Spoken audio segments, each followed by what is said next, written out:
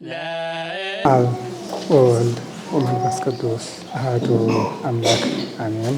አንድ አምላክ በሚሆን በአብ ወልድ ወመንፈስ ቅዱስ ስም የተከበራችሁ እናቶቻችን እንደምን ሰነበታችሁ? እንደምን ዋላችሁ? እንኳን ለዚህ ዕለት የእመቤታችን ከስደት መመለሷን ለምንናገርበት ተፈጸመ ብለን ማኅሌተ ጽጌውን አመስግነን ለፍጻሜው ለበቃንበት ቀን በሰላም አደረሳችሁ። ለዚህ ዕለት ያደረሰን በዚህ ቅዱስ ስፍራ የሰበሰበን የአባቶቻችን አምላክ ቅዱስ እግዚአብሔር ስሙ ለዘላለሙ የተመሰገነ ይሁን። ዛሬ የምንማማርበት የትምህርታችን ርዕስ የሚሆነው ሰሪዓ ቤት ወይም ቤትን መስራት ነው የሚለው። ይሄ ማለት በመጻሕፍት በብዙ ቦታ ተጠቅሶ የምናገኘው ነው። በቅዱስ ጳውሎስ መልእክት ወደ ጢሞቴዎስ ክታቡ ላይ ምዕራፍ 5 ሰሪዓ ቤት ነው የሚል ቤትን መስራት ይልና በየክፍሉ ትምህርት ይሰጣል። አንደኛ ጴጥሮስ ምዕራፍ 3 ጀምሮ እንደዚሁ ርዕሰ ጉዳዩ ሰሪዓ ቤት ነው፣ ቤትን መስራት እና በተለይ ደግሞ በዚህ አንቀጽ ወደ እናቶች ያመዝናል። ብዙ ጊዜ ፍትሐ ነገሥት አንቀጽ 11 ሙሉ ለሙሉ ሰሪዓ ቤት ወይም ቤትን መስራት በሚል ርዕስ ተዘጋጅቶ እናገኛለን። ስለዚህ ይህንን ጉዳይ የበለጠ ከነዚህ አሰባስበን የራሱ መልክ የዚህ ሁሉ ውህድ አድርገን ለእናቶቻችን ከዚያም እንደተጻፈ እዚህ ላይ ደግሞ የክፍላቱ እየከፈልን ለመስጠት ነው ያሰብነው። በዚህ መካከል እንግዲህ ስጋዊ ስራና መንፈሳዊ ስራ ብለን እንከፍላለን። ስጋዊ ስራ ወደ መንፈሳዊ ስራ ያደርሰናል። ሁሉም ግን የሚናቅ ስላልሆነ ሁሉንም በየዘርፉ እናየዋለን። ለስጋዊው መነሻው መንፈሳዊም እንደሆነ እናይበታለን ማለት ነው።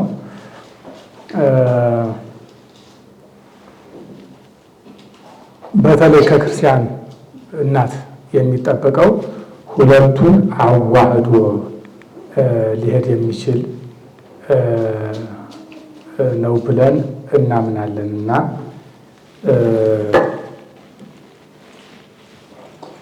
ይህን ሁለቱን አዋህደው ሊሄዱ የሚችሉ እናቶችን በዚህ ስልጠና ውስጥ እናገኛለን ብለን ተስፋ እናደርጋለን። ሰው በሁለት ዓለማት መካከል የሚገኝ ማዕከላዊ ፍጥረት ነው ማለት በስጋዊና በመንፈሳዊ መካከል ወይም በግዘፍ አካሉና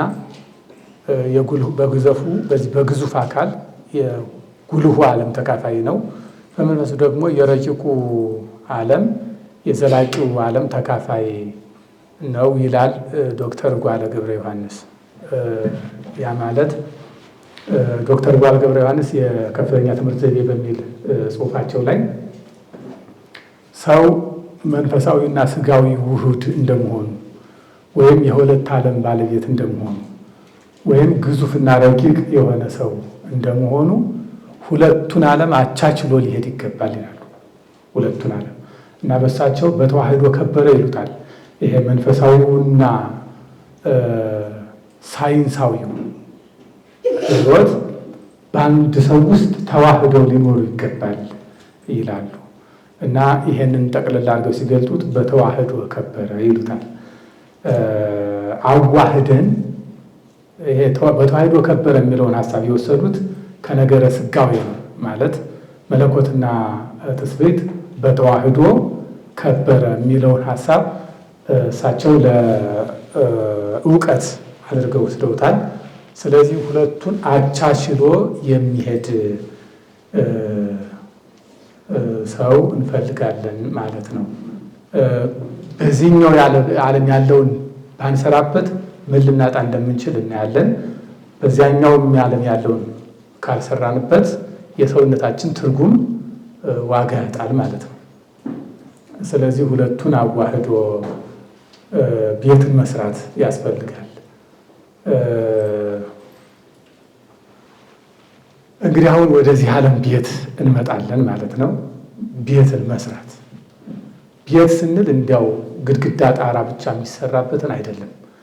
ቤት ማለት በውስጡ ያለውን ሁሉ በዙሪያ ያለውን ሁሉ ያሳያል። ያ ማለት እገሌት ጎጆ ያዘች ወይም እገሌ ቤት ያዘ ሲባል እንዲያው ከቤት ገባ ማለት ብቻ አይደለም። ራሱን ቻለ፣ ማስተዳደር ቻለ ማለት አይደል? እንደዚያ ነው። የኔ የሚለው ነገር ኖረው፣ ተጠያቂ ሆነ፣ በሐዘን በደስታ አብሮ ከሰው ጋር የሚገናኝበት እኔ ላይ ሰው ሆነ፣ ወይም አባወራ እማወራ የሚባል ሰው ሆነ ማለት ነው። ስለዚህ ስራ የምትሰራ ማለት ስራ እየሰራች ሰውን የምትሰራ ማለት ነው። ያ ማለት ምንድን ነው?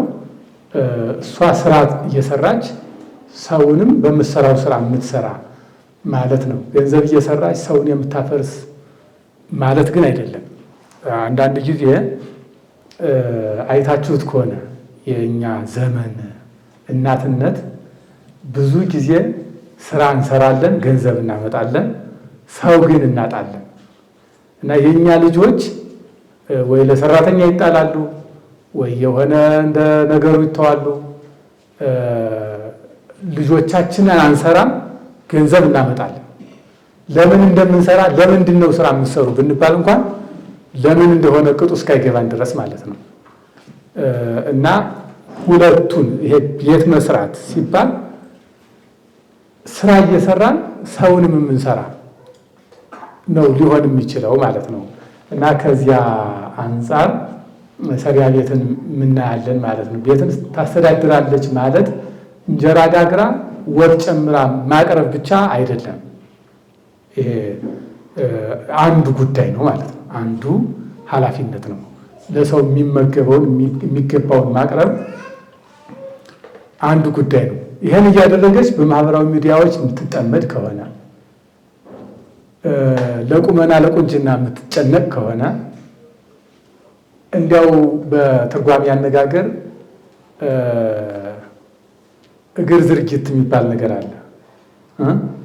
እንዲያው ለስራ ደካማ ለወሬ ጠንካራ ከሆነች በዚህ ዙሪያ በየደቂቃው መስታወት ላይ እንዲህ አይነት መሰል ነገሮች ላይ የምትውል ከሆነ እንዲያው ሰውን በግዘፍ እያበላች ስላኖረች እያኖረች አይደለም። ይሄ ደግሞ በስንፍናው ዓለም ነው። በስራው ዓለምም እንዲሁ ቅድም እንዳልኳችሁ ሰውን ተኮር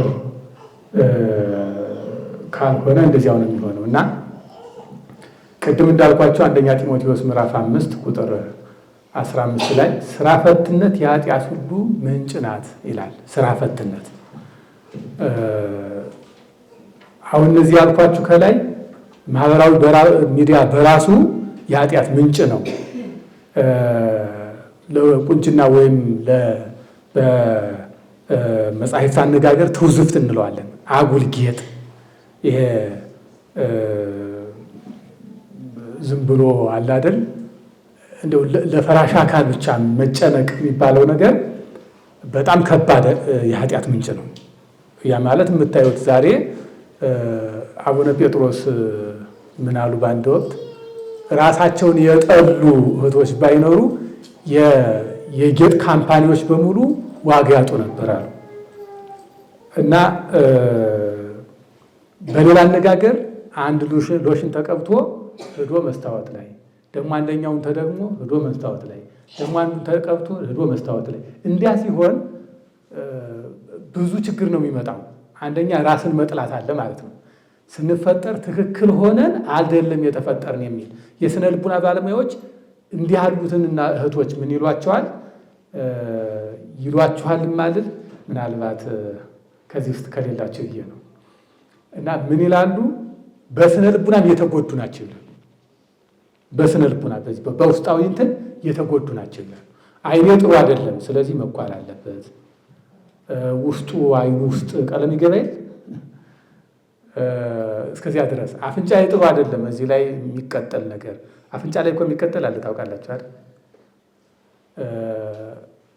ደግሞ በዚህ ወርቁ በዚህ በእንትን አፍንጫ ሁሉ ጆሮ በዚህ ተበሳስቶ እንደው እያንዳንዱ ነገር ይሄ የቅንድቡ ፀጉር አንድ ጊዜ ሲላጭ አንድ ጊዜ ሲተከል ምን ሲል መከራውን ሲያይ የአይን ሽፋሽፍት ሲተከል ሲነቀል አሁን ይሄ ሁሉ የሚሆነው ጥሩ ሆኖ ለመታየት ነው አይደል? ነው ለምንድን ነው? ጥሩ ሆኖ ለመታየት ነው። ስለዚህ ጥሩ አልነበርኩም ማለት ነው በፊት። ይህንን የሚያመጣ ስለሆነ በራስ ማንነት ላይ እምነት ማጣት። ስለዚህ አንድ ቀለም ተቀብቶ እንዲህ አይነቱ ሰው አንድ የሆነ ነገር አድርጎ ሲሄድ ከሱ በተሻለ ሲያይ አሁንም ራሱን አይደል እየሰራ ያለ ደግሞ ይጎዳል። እንደዚህ በላይ ለካ እንዲህ ማድረግ ነበረብኝ። ይህንን ቀለም ከምን አመጡት? ዋጋ ውድ ከሆነ ከቤት ሰላም ይነሳል። እንዲህ አይነት ነገሮች ይፈጠራሉ። በመጨረሻ ግን ለዚህ ሁሉ ምክንያት ምንድነው ሲባል ስራ ፈትነት እንደሆነ ቅዱስ ጳውሎስ በደንብ ተናግሮታል። ስራ ፈትነት የኃጢአት ሁሉ ምንጭ ወይም መምህርት ናት ይላል። የኃጢአት ሁሉ ወሬኛነት የሚነሳው ስራ ከማጣት ነው። ስለ መንደሩ፣ ስለ ሰፈሩ፣ ስለ ምናምኑ፣ ስለ አንዲቱ ስለ አንዲቱ ባል አንዲቱ ስለሆነ ነገር ሲያወሩ ረፈደ አይሉ የሚሰራ የለም፣ መሻ አይሉ የሚሰራ የለም። ስለዚህ ያላቸው ብቸኛ ስራ ማውራት ስለሆነ በቃ እሱን እያደረጉ ነው ማለት ነው። ያ ያወሩት ወደ መንደሩ ይሄዳል። እገሊት እንዲያለችህ ጠብ ያመጣል። ደግሞ እገሊት እንዲህ ብላ አለችኝ በባልና ሚስት መካከል ጠብ ይዘራል። ብቻ ብዙ ነገርን ያመጣል። ከዚያ ሲያልፍ ግን የቀደመችው እናታችን ሔዋን ለኃጢአት ምቹ የሆነችው ስራ ፈታ ስለተገኘች ነው። አዳም ስራ ላይ ሆኖ ነው ዲያብሎስን ያሸነፈው። እና በየጸበል ቦታው ስትሄዱ አንዳንዶቹ ሲለፈልፉ አይታችሁ ከሆነ ምን ይላሉ? ስራ ላይ ሆና አቃጠለችኝ የሚል ሰምታችሁ ይሆናል። ስራ ላይ ሆና ዝም ብላ እሷ ስራዋን ነው የሚል ሰምታችሁ ይሆናል። ይሄ ለሰይጣንም ሰርቶ ማደር ምን ያክል ጭንቅ እንደሆነ እንደሚጎዳው ወጥቶ ወርዶ በላብ ጠብታ መስራት ይሄ ለሰይጣን አይመችም። ስለዚህ የሰይጣን ማደሪያም ከመሆን ያድናል ማለት ነው። ስለዚህ ከተላላፊ በሽታ ሁሉ ይጠብቃል። ሰርቶ ማደር፣ ይሄ ወጥቶ ሩጦ ገብቶ መኖር። ይሄ ብቻ አይደለም። ቅድም እንዳልኳችሁ ከኃጢአት ይጠብቃል። እንደገና ደግሞ ራሱ ስራው ጽድቅ ይሆናል። ለምንድን ነው ጽድቅ የሚሆነው ብትሉኝ በግብረ ሐዋርያት ምዕራፍ 13 ላይ አንዲት ሊዲያ የምትባል ሴት ነበረች ይላል። እንደው ዝም ብሎ እንደው የመጽሐፍ ቅዱስ ክፍል የሆነው የሐዋርያት ሥራ ከሉቃስ ወንጌል የቀጠለው መጽሐፍ እንዲህ ይላል። አንዲት ሊዲያ የምትባል ሴት ነበረች፣ ሐር እየሰራች የምትሸጥ ይላል። አያችሁ፣ ከዚያው እንዳለች መንፈስ ቅዱስ ልቦናዋን ከፈተለትና የቅዱስ ጳውሎስ ትምህርት ተሰማው ነበረ ይላል። አያችሁ፣ መነሻዋ ምንድን ነበር? ሐር እየሰራች ምን ታደርግ ነበር? ትሸጥ ነበረ። ስለዚህ ልቦናዋ ላይ መከፈቱ የመንፈስ ቅዱስ ማደሪያ ያለመሆኗ ምክንያቱ ምንድን ነው ብላችሁ ከጠየቃችሁ ምን እያደረገች ስለነበር ነው? እየሰራች ስለነበር። ስራ ወዳድነት ከሞት ያተርፋል፣ ከሞት ያድናል። ይሄንም በሐዋርያት ሥራ ነው የምናገኘው። አንዲት ዶርቃ የምትባል ሴት ነበረች። ትፈትላለች፣ ትሰፋለች፣ ለድሃዎቹ ታለብሳለች እና ሞተች። ወደ ጴጥሮስ እናቶች እየተላቀሱ ሄዱ። ይህን የሰፋችው እሷ ናት፣ ይህን የፈተለችው እሷ ናት፣ ይህን ያለበሰችኝ እሷ ናት እያሉ ያለቅሱበት ጀመር። አዘነላቸውና ለእሷ ብሎ ሳይሆን ለባ ብሎ ለእነሱ ብሎ ከሞት አተረፋት። እንደገና ከሞተች በኋላ ዳነች ማለት ነው። ስለዚህ በእናቶች በኩል ይህንን እንበል እንጂ በነቢያት ታሪክ በሐዋርያት ታሪክ ስንመጣ ሐዋርያትም የተጠሩት ከስራ ቦታ ነው። ነቢያትም የተጠሩት ከስራ ቦታ ነው። የሚገርማችሁ ነገር እንዲያው ከወሬ እንዲያው ከቀልድ ከስንፍና የተጠራ አንድም ቅዱስ የለም። ስለዚህ ጌታችን ራሱ ወደ ቅድስና የሚጠራ ከስራ ቦታ ነው። የስንክሳር ተመልከቱ። እናቶቻችን አባቶቻችን ለሰማዕትነት ሲጠሩ ከዚያ ቀደም እንዴት አይነት ሰዎች እንደነበሩ፣ እንዴት አይነት ደጋጎች እንደነበሩ፣ የስራ ሰዎች እንደነበሩ ያሳያል። ስለዚህ ስራ ወዳድነት በተገቢው መንገድ የስራ ሰው መሆን እስከዚህ ድረስ ይጠቅማልና ከኃጢአት ማዳን ብቻ ሳይሆን ጻድቅም ያደርጋል ማለት ነው፣ ጽድቅም ያበቃል።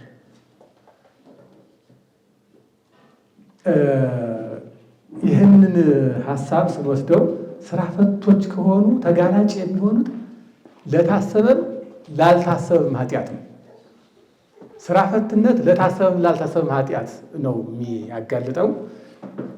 ለምሳሌ አንድ ስራ ያጣ ሰው ዝም ብሎ እስኪ ልንቀሳቀስ ብሎ ቢወጣ መንገድ ላይ አንድ ሰው ያገኘዋል። እስኪን አንድ ወደዚህ ይለዋል። ስራ የለውም። ስለምንድን ነው የሚሆነው? እሺ ብሎ ይሄዳል። ደግሞ አንደኛው ሲያገኘው ና ደግሞ ወደዚህ እንሄድ ይለዋል። ይህም ይዞት ይሄዳል። ያም የራሱን ፍላጎት ይህም የራሱን ፍላጎት ሲጭኑት የራሱን ሳይሆን የሌላ ሰው ሆኖ ነው የሚመለሰው። አንዳንድ ጊዜ ደግሞ ልማድ ይሆንና በዚህ ስራ በሌለኝ ጊዜ ወሬ ያስለመድናቸው ሰዎች ስራ ይዘን እንኳን በስራ ተወጣጥረን እንኳን የምናስለምዳቸው ነገር አለ። ያንን የለመዱትን ካላገኙ በእኛ ኩርፈው ሌላ ጠብ ያመጣሉ ማለት ነው። እና አሁን በገጠር ክፍለ ሀገራችን አንዳንድ በዚህ ችግር የተጠመዱ እናቶችን ስታዩዋቸው በጀርባቸው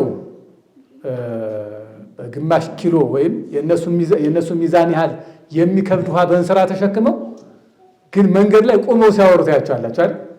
ወገባቸው እንዴት እየተንቀጠቀጠ ግን ቆመው ያወራሉ ማለት ነው። ይሄ ማለት አሁን ስራ ፈትነት ያመጣው ወሬኛነት ወደ ሱስነት ያድጋል እና ራስን እስከ መጉዳት ይደርሳል ማለት ነው። ወገባቸውን ስራ ተሸክመው የሞላ ውሃ ይዘው ግን ቆመው እያወሩ ለበሽታ መዳረግ ምንም የሚሉት በሽታ ነው እና እስከዚህ ድረስ ይደረሳል እና የሚያጋልጠው ለብዙ ችግር መሆኑን መረዳት ይቻላል። አሁን እግዚአብሔርን የምትፈራ ሴት ስራ እንደው በምሳሌ ሰሎሞን ምሳሌ የሚባል መጽሐፉ ከመጀመሪያ ጀምሮ ይህን ጉዳይ እያነሳው ነው የሚሄድ። በተለይ ምሳሌ 7 ጀምሮ ስለ ጥበበኛ ሴት እንደ ወንዱን ሁሉ እድለኛ እንደሆነ ልባም ሴት ያገባ ሰው እንዲህ ያለ ሰው እያለ እየተደነቀ ይሄዳል። ግን እዚህ ላይ ይቺ ሴት እንዴት ያለች ናት? አሁን ይቺ ጥበበኛ ልባም ብልህ የምትባል ሴት እንዴት ያለች ናት ካላቸው፣ አሁን ይሄ በስጋዊ ስራ በስጋዊ ህይወቷ እንደ ነጋዴ መርከብ ናት ይላል። አሁን የነጋዴ መርከብ በውስጡ ወርቅ ይዞ ይሆናል፣ ዕንቁ ይዞ ይሆናል፣ የተለያዩ ከሌላ ሀገር የተገዙ ወደ ሌላ ሀገር የሚሄዱ ሀብቶችን ይዟል። ስለዚህ በውስጡ ጠቃሚ ነገር ያለው መርከብ ማለት ነው። የነጋዴ መርከብ ሲባል በእጅጉ ነጋዴው የሚሳሳለት ሀብት ማለት ነው ናት ይቺ ብልህ ሴት። እና ምን ታደርጋለች ይቺ ሴት? አሁን እንዲህ ያለች እንደ ነጋዴ መርከብ ውስጧ ወርቅ ወይም ዕንቁ የሆነች ልቦናዋ እንደ ወርቅ እንደ ብር ንጹህ የሆነ በቤቷ በቤተሰቦቿ በጉረቤቶቿ በሀገር ደረጃ የምትፈለግ ሴት ምን አይነት ሴት ናት ሲባል ስራዋን ከቤቷ ነው የምትጀምረው ወይም ከራሷ ነው የምትጀምረው። ስለዚህ ራሷ ላይ ትጀምራለች። ምን ማለት ነው? ገና ሌሊት ሳለች ትነሳለች። ገና ሌሊት ሳለ ትነሳለች። ገና በሌሊት ትነሳለች። ስለዚህ ምን ታደርጋለች? ጸሎቷን ታደርጋለች። ለቤቷም ሰዎች ምግባቸውን ለሰራተኞቿም ስራቸውን ታከፋፍላለች። በነገራችሁ ላይ ልባም ሴት እያለ እንደ ነጋዴ መርከብ እያለ ሲያደርጋት እንደ ሞተር እየሰራት ነው አሁን ሰሎሞን። ለምን የቤተሰቡን ውሎን አዳር መወሰን የምትችለው ይቺ ሴት ስለሆነች ማለት ነው። እና ስለዚህ ከመነሳቷ ገና ከሌሊቱ ጀምራ ስራ ትሰራለች። ምክንያቱም እንደው ወደ ግብርናው ዓለም በወስዳችሁ ባደግንበት ሁላችንም ባልየው ሙሉ ቀን እርሻ ሊውል ስለሆነ እሷ ቀደም ብላ ተነስታ ለበሬው የሚበላውን ትሰጥለታለች፣ ለእሱ ደግሞ ትሰራለታለች። አንዳንዲቱ ደግሞ ቀደም ብላ ተነስታ ወፍጯን ትፈጭና እንጀራዋን ትጋግርና ወጧን ትሰራራና አብራው ደግሞ ወጣ ልትሄድ ነው። ደግሞ ወደ ጉልጓሉ ወደ አረሙ አብራ ልትሄድ ነው።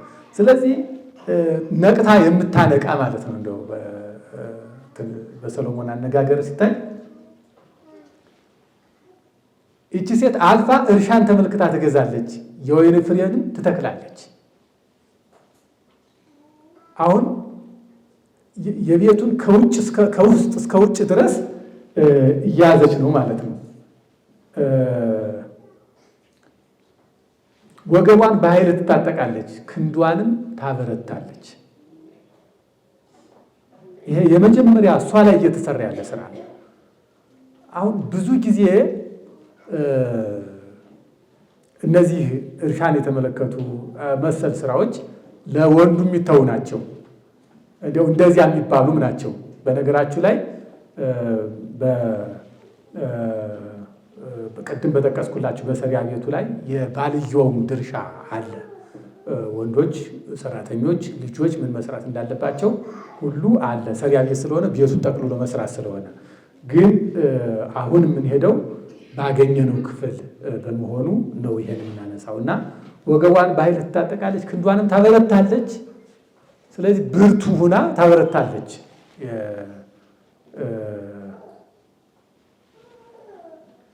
አሁንም የሰሎሞን ንግግር ነው። ስራዋ መልካም እንደሆነ ትመለከታለች፣ መብራቷ በሌሊት አይጠፋም። ስለዚህ ትሰራለች፣ ስራዋን ትቃኛለች፣ ታቅዳለች፣ ትሰራለች፣ ታሰራለች ማለት ነው።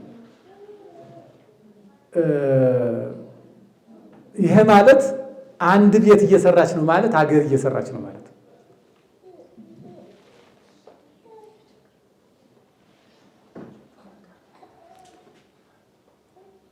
ይሄ ከውጭ የሚሆን ሲሆን ጣቶቿ እንዝርትን ይይዛሉ፣ እጇን ወደ ድሃ ትዘረጋለች ይችላል። እነዚህ ሁሉ ተሰብስበው ጽድቅ ሲሆኑ አያችኋቸው። በመጀመሪያ ቤቷ ላይ ሰራች። አሁን ሌሊት ተነሳች፣ ለባሏ ሰራች፣ ለቤተሰቧ አዘጋጀች፣ አመቻቸች፣ እርሻውን አየች፣ አዝሪቱን አየች። ያ ማለት ወይን ማለት ተክሉ ዘሩ ማለት ነው። እሱን አየች፣ የራሷን ፈተለች፣ ሰፋች፣ እንዝርቱ ምኑ የሚባሉ ነገሮች ተከወኑ። እነዚህ ሁሉ ሲሰሩ ምን አመጡ ካላችሁኝ ራሷን ቻለችና እጇን ወደ ድሃ ትዘረጋለች። እነዚህ ሲሆኑ አሁን የደከመችባቸው እነዚህ ስጋውያን የሚባሉ ስራዎች ምን እየሆኑ መጡ ማለት ነው? የነፍስ ሀብት እየሆኑ መጡ ማለት ነው። እሱ ካልሆነ የሰው ተመልካች ነው የምትሆነው እና በቤትም ሰላም የሚጠፋበት ቤት ነው ሊሆን የሚችለው። ለምን ካላችሁ የነገሌ ቤትማ እንዲህ ተገዛ፣ እነገሌ ቤትማ በጉ ቀረበ በበዓል፣ እነገሌ ቤትማ እንዲሆነ የሚለው ነገር ይመጣል። ለምን ከቤት የለም። እሱ ደግሞ መጀመሪያ የሚመጣው በዳዊት መዝሙር 13 ላይ ይብል አብድ በልቡ አለው እግዚአብሔር፣ ሰነፍ ሰው በልቡ ነው እግዚአብሔር የለም ሰነፍ ሰው። ምክንያቱም በመጀመሪያ ሲሰሩ አይሰራም፣ ሲበሉ ነው የሚያይ። ከዚያ በኋላ እኛ ቤት አይበላ ከገሌ ቤት እየተበላ ይላል። የኔ ልጆች ይህን ይለብሳሉ፣ የገሌማ እንዲህ ያለውን ማለት ይጀምራል። ደግሞ የሚገርማችሁ ነገር ይሄ ሰው አንዱ ነገሩ ነው የሚተጋው። ወይ እጁ ለስራ የሚተጋ ይሆናል፣ ወይ አይኑ ለማየት የሚተጋ ይሆናል። ያ ማለት ነው ወይ እጁ ሰውነቱ ለስራ ትጉ ይሆንና ለመታየት ራሱ እየሰራ አርያ ለመሆን ይተጋል። ያለዚያ ደግሞ የሰው እያየ የሚያማርር ይሆናል ማለት ነው። እና ከእነዚህ ከሁለቱ አንዱ ሊሆን ስለሚችል መጀመሪያ ራስን በሚታይ አይነት ሰው አድርጎ መቅረጽ ተገቢ መሆኑ ነው የሚያሳይ። ስለዚህ አሁን ድሃዎቹም የኔ ናቸው ብሎ ወደ ማሰብ ይመጣል። እናቶቻችን እስኪያስቡ አሁን እናንተ ስራ ብታቆሙ የእናንተ መሶብ ቢያጽጽ ስንት ሰው እንደሚራብ አስባችሁ ታውቃላችሁ? ከቤታችሁ ወይም በስመ ለማርያም የሚል ተማሪ ምን ያገኛል? እናንተን ተስፋ አድርጎ በየመንገዱ የሚቀመጥ ሰው ምን ያገኛል? አሁን እነዚህ ድሃዎች በሙሉ ምን ይቀምሳሉ? ምን ይመገባሉ? ስለዚህ ከቤታችን አልፎ እኮ መንገድ ዳር የወደቁ በየመንገዱ ዳር የሚያድሩ እነዚህ እኮ የሚለብሱት እኛ ስንፈትል ነው፣ የሚበሉት እኛ ስንሰራ እኮ ነው። በቀደመው የአባቶቻችን አነጋገር አባውራ ጨርሶ አይበላም ይባላል። አባውራ ጨርሶ አይበላም፣ እሱ ይበላል። ከዚያ ደግሞ ለስብሐት ባይ ለጎረቤት ልጅ የሚያደረጉተው ጭምር አለው። ከዚያ ደግሞ ከሱ የተረፈ ደግሞ ለተራበ ደግሞ አለ አይደል? እንደዚያ እኮ ነው የሚሆነው። እና አራሪ ለማራሪ የሚባል ነገር አለ በገበሬው ዓለም ነው። ይሄ ደግሞ በቀደሙት ገበሬዎች ሲያጭዱ እንደው ጥርት አድርገው አያጭዱ። መጀመሪያ እነሱ ያጭዱታል። ያንን ደግሞ እንደዚህ ተሰባብሮ ምን ብሎ የቀረውን ደግሞ ድሃ መጥቶ ደግሞ ይለቃቅማል። እንዲያ እያደረጉ ነው ተቻችለው የሚኖሩ። ዛሬ ሁሉ ራሱ የጨረሰ መሄድ ሲመጣ ድሃው መድረሻ ሲያጣ ይኸው እያዘ መብላት ጀመረ።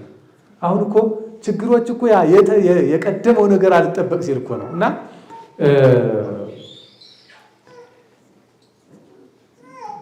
ቅድም እንዳልኳችሁ አሁን ይህች ለስራ ከተዘረጋው በላይ ለመስጠት እየተዘረጋ መጣ ማለት ነው። የሚሰጥ ሰው ደግሞ በሰሎሞን አነጋገር ለእግዚአብሔር ያበድራል። ለእግዚአብሔር የምናበድር እየሆን እንመጣለን ማለት ነው። ይቺ ሰው አፏን በጥበብ ትከፍታለች፣ የርኅራኄ ሕግ በምላሷ አለ። አፏን በጥበብ ነው የምትከፍተው። ስለተቸገሩ ስታወራ፣ ስለሚሰሩ ሰዎች ስታወራ፣ ስትመክር። አሁን አንዳንድ ትልልቅ ሰዎች ሆነን እኮ መምከር ያቅተናል። ለምን? በብዙ ነገሩ አላለፍንበትም። ያላለፍንበትን እንዴት አድርገን ለትንሾቹ እንመክራቸዋለን? አሁን አብዛኛው ሰው ፈትል የሚያውቅ ይሆናል። አብዛኛው ሰው ስፌት የሚያውቅ ይሆናል። እና ታዲያ ልጆቻችን ምን ብለን እንመክራቸዋለን? አሁንማ እንጀራ መጋገር የማይችል ይኖራል። ወጥ መስራትን መቀመም የማይችል ሊሆን ይችላል። ያ መከረኛ ሰራተኛ ይባላል። እንደ ነገሩ ያድርጉት። እንደኛው እንደ ወንዶቹ አይጣፍጥም እየተባለ መኖርም ሊጀምር ይችላል። ያ ሲሆን ልጆቻችን እንዴት መክረን በምንድን ነው እኛ የምናሳድጋቸው የሚለው የውጮች እናቶች ዝም ብለው ይማራሉ ይባላል። ዝም ብለው ይማራሉ ፈረንጆቹ። እና እንደማንም ተሟሙተው ዲግሪ ይዛሉ። ከዚያ የሆነች ነገር ይዛሉ። ከዚያ እድሉ ካጋጠማቸው ባይሰሩበትን ዶክትሬት ድረስ ይማራሉ። ዶክተር ይባላል። ለምንድን ነው ሲባል ለልጃችን ስነ ልቡና ይሄን ተምሬያለሁ፣ ይሄን አውቃለሁ ስትል እናት ልጅ ደስ ይለዋል ይባላል። እና አሁንም በሀገር በቀልም እውቀት እንደዚያ ያስፈልገናል። በእውነቱ እኛ ኢትዮጵያውያን እኛ የምናውቀው የእናቶቻችን እውቀት እኮ ያስፈልጋል። አሁን እኮ መዳመጫ ምናምን የሚባል ነገር እኮ መዳመጫ ብረት ምናምን ትሉት ነበር አይደል? አሁን መዳመጫ ብረት እንዴት ያለ ነው ብዬ ብጠይቅ ግማሾቻችሁ የማታውቁት ደረጃ ይደርሳል። ችግር ነው እንትኑ እየጠፋ አሁን ለቅርስ እንኳን አሁን እንግዲህ እኛ እንደዚህ ለሙዚየም ለምናምን የምንፈልገው አሁን እንዴት እንደምናሰባስበው እንጃ ከምን እንደሚገኝ ነው። ምክንያቱም ከየቤታችን እየጠፋ መጥቷል። አሁን ሸክላ እንስራ የሚባል ነገር እኮ እንስራ፣ ጋን፣ ፊቀን፣ ገንቦ የሚባል ነገር አለ አይደል? አሁን በቃ አንድ ጎማ ሆነ ማለት ነው። እነዚህ ነገሮች እኮ ያስፈልጋሉ። አሁን የኛ ሀብቶች ናቸው እነዚህ እና እነዚህን እያያዛችሁ ካልቆያችሁን ማን ነው ይዞ የሚቆይ? የቤቷንም ሰዎች አካሄድ በደህና ትመለከታለች። ይቺ በጣም ልባም ሴት ናት እና እንደው በዚህ መንገድ እንያት ይችን ሴት ለስጋ ብልሃትን ሰርታ የቤቱን ነፍስ ታተርፋለች። የቤቱን ነፍስ ታተርፋለች፣ ትሰራለች። ምክንያቱም ዮሐንስ አፈወርቅ ምን ይላል? ከቤት ያለ ልጅ ሊሰራ የተዘጋጀ ጭቃ ነው። ይሄ ሸክላ ሊሰራ የተዘጋጀ ጭቃ ነው። ጋና አድርገህ መስራት ያንተ ፈንታ ነው። ወጭት አድርገህ ልሰራው ትችላለህ። ድስት አድርገህ ልሰራው ትችላለህ። ረጀት የሚባል አለ፣ እሱን አድርገህ ልሰራው ትችላለህ። እንደፈለክ ልሰራው የምትችል ጭቃ ከእጅህ ላይ ካለ ያን ጭቃውን አንተ ልሰራው እንደምትችለው እንደምትፈልገው እንደምትሰራ ሁሉ ልጅ ማለት ከእጅህ ላይ ያለ ያልተሰራ ጭቃ ነው ይላል። ስለዚህ ደግሞ ልጆች 99% ከመቶ የሚማሩት በማየት ነው የሚማሩት። ስለዚህ ጨቅጫቃ እናት እያሳደገችው እንዲያው ስነ ምግባር ያለው ጭምት ልጅ ሊሆን ይችል ይሆን? እንዲያው በተአምር 2 ልጆች አሉ ይባላል። በእርግጥ አባታቸው ሰካራ፣ እንዲያው ከመሸ ሳይሰክር የማይገባ ነው እና 2 ልጆች ወለደ፣ 2 ወንዶች እና አንደኛው ምንም አይነት አልኮል ባፉ እንደው ማያዙ ሆኖ ተወለደ ወይም አደገ። አንደኛው ደግሞ ጠጥቶ የማይረካ ከአባቱ የባሰ ሆኖ ተገኘ እና ሁለቱንም አንድ ሰው ጠየቃቸው ይባላል። አንደኛውን ምን ሆነ ነው የማትጠጣ የሆንክ ብሎ ጠየቀው። ምን ብሎ ይመልስ ጥሩ መሰላችሁ? ከአባቴ ተምሬ አለ። የማይጠጣ የሆነ ማለት ነው፣ አልኮል የሚባል የማይቀም ሲሆን። ሁለተኛው ደግሞ ሲጠየቅ ምን ሆነ ነው እንዲህ ጠጭ ሆንክ ተብሎ ሲጠየቅ አሁንም ምን አለ? ከአባቴ ተምሬ አለ። አሁን ሁለቱ እንዴት ተማሩ ካላችሁ ያኛው ጉዳቱን አይቶ ስካር ምን ያክል ጎጂ መሆኑን ተምሮ የማይጠጣ ሆነ ማለት ነው። ይሄኛው ደግሞ በቃ መጠጣት የአባቱ ውርስ መስሎት ሰካራም ሆነ ማለት ነው። እና እንደዚህ አይነት እንትኖች አጋጣሚ የሚፈጠሩ ሊሆኑ ይችላሉ። ግን በብዛት ግን የነጋዴ ልጅ ንግድ ነው የሚመኘው። የገበሬ ልጅ በሬዎች ጠምዶ ማረስ ነው ትዝ የሚለው። የሹፌር ልጅ መኪናዎችን በእንጨትና በእንጨት በሳስቶ እነዚህ ጎማዎችን ሲያስሮጥ መዋል ነው ትዝ የሚለው። አሁን ገጠር አካባቢ ሹፍርናን የሚያሳይ ልጅ አታይም፣ መቼ አይቶት። ከተማ አካባቢ ደግሞ እርሻን በብዛት አያሳዩም እና የሚያዩትን ነገር ያዘወትራሉ ማለት ነው። እና ልጆች እሱን ይፈልጋሉ። አትራፊ ነጋዴ የጥበብ ማደሪያ ናት ይቺ ሴት። ለእጇ ለአፏ ለቤተሰቦቿ ጥበብ አላት። ስለዚህ ከሷ አልፎ ለትውልድ የምታስረክበው ሀብት አላት ማለት ነው። ብዙ ጸሐፊዎችን ብዙ ደራሲያንን እዩዋቸው። አያቴ እንዲህ ብላኝ ነበር ይላሉ። ለምን መሰላቸው? ከወንድ አባት ከወንድ አያት ይልቅ ብዙ ጊዜ የሴት አያቶች የሴት እናቶች ወይም እናቶች ለልጆቻቸው ተጽዕኖ ይፈጥራሉ። ከዚህ በፊትም ብዙ ጊዜ እምላችሁ ይሄ ነው። አብረው በመዋል እንክብካቤ በማድረግ ያውቁበታል። በቃ እናቶች ታውቁበታላችሁ።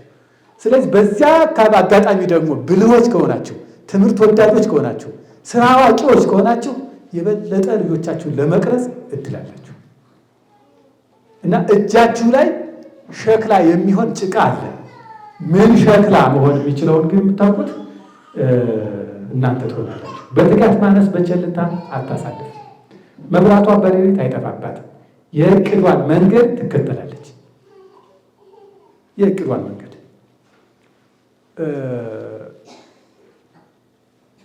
እናቶች አሁን ይሄ የተቋማት የእቅድ አቅዶ አፈጻጸም መሪ እቅድ ምናምን ሳይባል እኮ ልጆቻቸውን ያቅዳሉ። ምንድን ነው መሆን የምትፈልገው? እንዲህ ነው እነገሌ የምትፈልጋቸውን ሰዎች እያሳየች እኮ ነው። ካህን ሲመጣ ካህን ሊሆን የፈለገችውን ታሳያለች። ገበሬ ሊሆን የፈለገችውን ታሳያለች። እያሳየች እኮ ነው የምታሳድግ። ይህንን የበነቶቻችን ሁላችን እናውቀዋለን።